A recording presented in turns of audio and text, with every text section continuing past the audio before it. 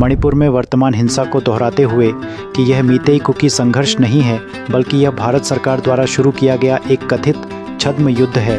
मणिपुर अखंडता पर समन्वय समिति सीओ कौमी ने कहा कि मीतेई और कुकी के बीच बैठकर इस समस्या का समाधान नहीं होगा। इस मामले को केवल भारत सरकार को अपने निर्णायक कदम और हिंसा के मूल कारण को संबोधित करके हल करना चाहिए। कोकोमी के संयोजक खुरैज़म अथौबा ने मीडिया कर्मियों को जानकारी देते हुए कहा कि कोकोमी और समान विचारधारा वाले नागरिक समाज संगठन CSO मणिपुर में चल रहे संकट के मूल कारणों को संबोधित करने में भारत सरकार की निरंतर निष्क्रियता और गलत प्राथमिकताओं पर अपनी गहरी पीड़ा और चिंता व्यक्त करते हैं। अब यह स्पष्ट है कि वर्तमान संघर्ष केवल जातीय संघर्ष का मामला नहीं है, बल्कि स्वदेशी मीतेई लोगों अपने स्वयं के नागरिकों के खिलाफ भारतीय राज्य द्वारा शुरू किया गया और जारी रखा गया एक सुनियोजित छद्म युद्ध है। उन्होंने आगे कहा कि लगभग 2 वर्षों से मीतेई आबादी लगातार हमलों, जातीय सफाई और विदेशी मूल के चिनकुकी नार्को आतंकवादी समूहों द्वारा विस्थापन का शिकार हो रही है, जो 2008 से संचालन निलंबन SO समझौते के तहत मणिपुर के पहाड़ी क्षेत्रों में स्वतंत्र रूप से काम कर रहे हैं। ये समूह फलते फूलते नशीली दवाओं के व्यापार के माध्यम से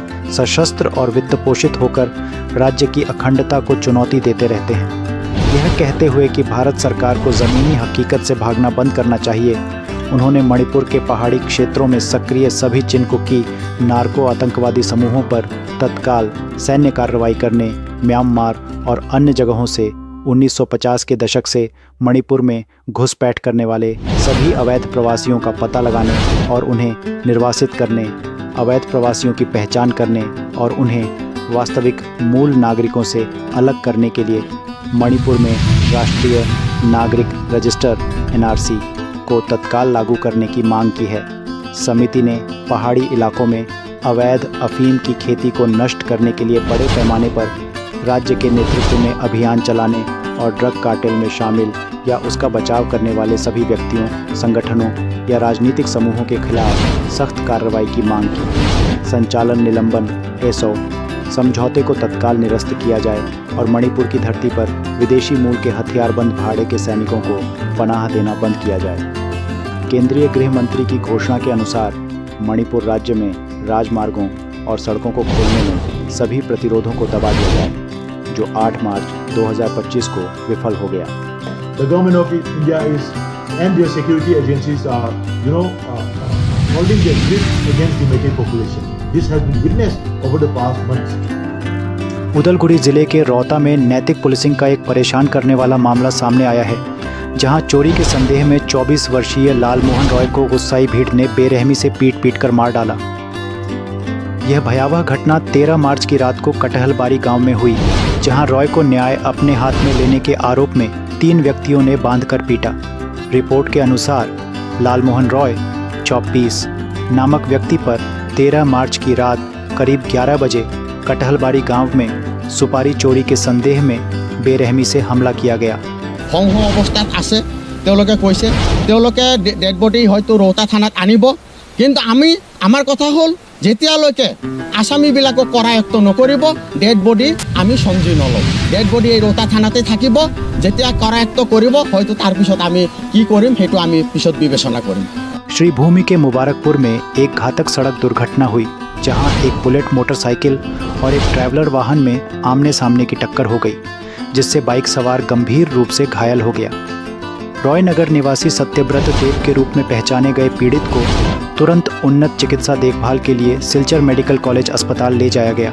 सूत्रों के अनुसार दुर्घटना तब हुई जब बदरपुर से आ रही एक ट्रैवलर वाहन AS 01EC 9047 की चारगोला की ओर जा रही बुलेट बाइक AS 10F 47 रसोलिन से सीधी टक्कर हो गई।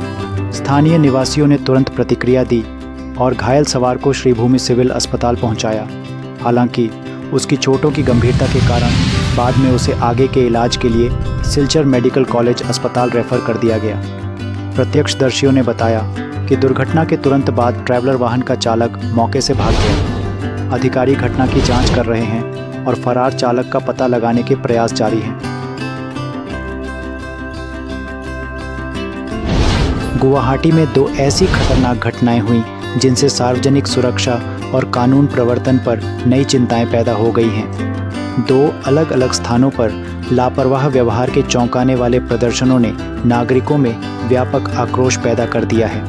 पहली घटना में एक युवक को गणेशगुरी में चलती गाड़ी के ऊपर जलती हुई सिगरेट पकड़े हुए खतरनाक तरीके से सवारी करते हुए देखा गया। वाहन की नंबर प्लेट को जानबूझकर छिपाया गया था, केवल आंशिक पंजीकरण दिखाई दे रहा था। AS01DW31 फीस, अंतिम अंक अस्पष्ट है। उसके खतरनाक स्टंट ने न केवल यातायात को बाधित किया बल्कि सड़क सुरक्षा के लिए भी गंभीर खतरा पैदा किया। इस बीच बेलटोला मार्केट में कुख्यात सायरन गैंग फिर से सामने आया, जिससे स्थानीय लोगों में दहशत फैल गई। पंजीकरण संख्या S-Zion FF3872 वाले एक निजी वाहन को अनधिकृत सायरन बजाते हुए देखा गया, जिससे इलाके में अफरा तफरी मच गई। निजी वाहनों द्वारा सायरन का दुरुपयोग एक बढ़ती हुई समस्या बनी हुई है, जो जनता को गुमराह कर रही है और कानून प्रवर्तन को कमज़ोर कर रही है।